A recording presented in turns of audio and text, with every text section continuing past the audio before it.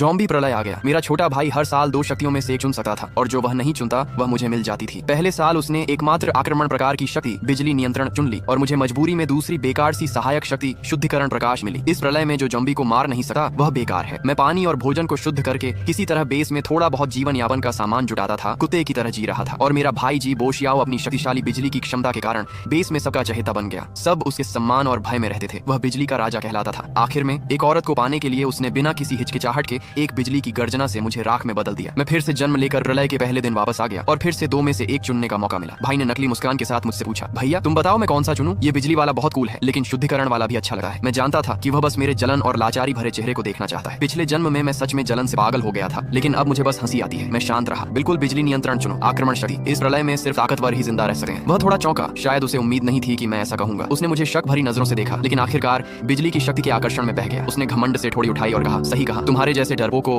अगर आक्रमण शक्ति भी मिल जाए तो भी तुम उसका इस्तेमाल नहीं कर पाओगे। ये शुद्धिकरण प्रकाश तुम्हारे लिए ही ठीक है, कपड़े धोने और बर्तन साफ करने में काम आएगा। यह कहकर उसने उस बैंगनी बिजली की रोशनी को पकड़ लिया जो तुरंत उसके माथे में समा गई। उसने संतोष भरी सांस ली और उसकी उंगलियों पर छोटी छोटी बिजली की लपटें नाचने लगी और जो शुद्धिकरण प्रकाश उसने छोड़ा वह अनचाहे बच्चे की तरह धीरे धीरे मेरी ओर आया और मेरे शरीर में समा गया। एक गर्माहट पूरे शरीर में फैल गई, बहुत आरामदायक। लेकिन सच में कोई आक्रमण शक्ति महसूस नहीं हुई। भाई ने मुझे तिरस्कार भरी नजर से देखा, मुड़कर कमरे से बाहर चला गया और माँ बाप को अपनी शक्ति दिखाने चला गया। मैंने दरवाजा बंद किया और धीरे से एक लंबी सांस छोड़ी। उसे नहीं पता था कि शुद्धिकरण प्रकाश बाद में किसी भी आक्रमण शक्ति से ज्यादा कीमती साबित होगा। ये सिर्फ पानी और भोजन को शुद्ध नहीं कर सकता बल्कि ज़ॉम्बी वायरस को भी साफ कर सकता है। एक ऐसी शक्ति जो संक्रमण को खत्म कर सकती है। इस प्रलय में इसका मतलब क्या है? इसका मतलब है सर्वोच्च शक्ति और अधिकार। और मेरे भाई ने खुद अपने हाथों से यह अपार शक्ति मेरे सामने लाकर रख दी। खिड़की के बाहर आसमान तेजी से अंधेरा होने लगा। हवा में सड़ांत की मीठी बदबू फैलने लगी। सड़क पर चीखें और अराजकता की आवाजें गूंजने लगी। दरवाजा जोर जोर से पीटा जाने लगा। पापा बाहर से चिल्ला रहे थे। मैंने कोई ध्यान नहीं दिया बल्कि कमरे में सबसे भारी चीज से दरवाजे को कसकर बंद कर दिया। बाहर की गालियां और चीखें और भी साफ सुनाई देने लगी। बीच बीच में भाई की झुंझलाहट भरी आवाज भी थी। जल्द ही बाहर की आवाजें गायब हो गईं। मुझे पता था वे चले गए जैसे पिछले जन्म में, बिना किसी हिचकिचाहट के मुझे छोड़कर। मैं दरवाजे से टिक गया। गलियारे से आती चीखों को सुनते हुए दिल में ठंडापन छा गया। अंधेरे में मैंने अपना दाहिना हाथ उठाया और मेरी हथेली में एक नरम सफेद रोशनी चमक उठी। यही शुद्धिकरण प्रकाश था। मैंने अपने बैग से थोड़ी गंदी हो चुकी पानी की बोतल निकाली और उस पर यह रोशनी डाली। कुछ ही सेकंड में पानी की सारी गंदगी गायब हो गई और वह बिल्कुल साफ हो गया। मैंने बोतल खोलकर एक घूंट पिया। स्वाद मीठा और ताजा था, प्रलय से पहले के सबसे अच्छे पानी से भी बेहतर। फिर मैंने एक एक्सपायर होने वाला ब्रेड निकाला और उसे भी शुद्ध किया। सूखी रोटी फिर से नरम हो गई और ताजी खुशबू देने लगी। यही मेरी शुरुआत की सबसे बड़ी ताकत थी। इस दुनिया में जहाँ खाना और पानी सोने से भी ज्यादा कीमती है, मुझे कभी भूखा नहीं रहना पड़ेगा। अगले 7 दिनों तक मैं कमरे में ही रहा। बाहर की दुनिया पूरी तरह नरक बन चुकी थी और मेरा कमरा ही एकमात्र सुरक्षित जगह था। मैंने फ्रिज में सड़ने वाले खाने को एक एक करके शुद्ध किया जो मुझे 1 महीने तक चल सकता था। 8वें दिन बाहर की चीखें धीरे धीरे कम हो गई। मुझे पता था कि पहला अराजक दौर खत्म हो गया है। बचे हुए लोग अब अपने अपने ठिकाने बना रहे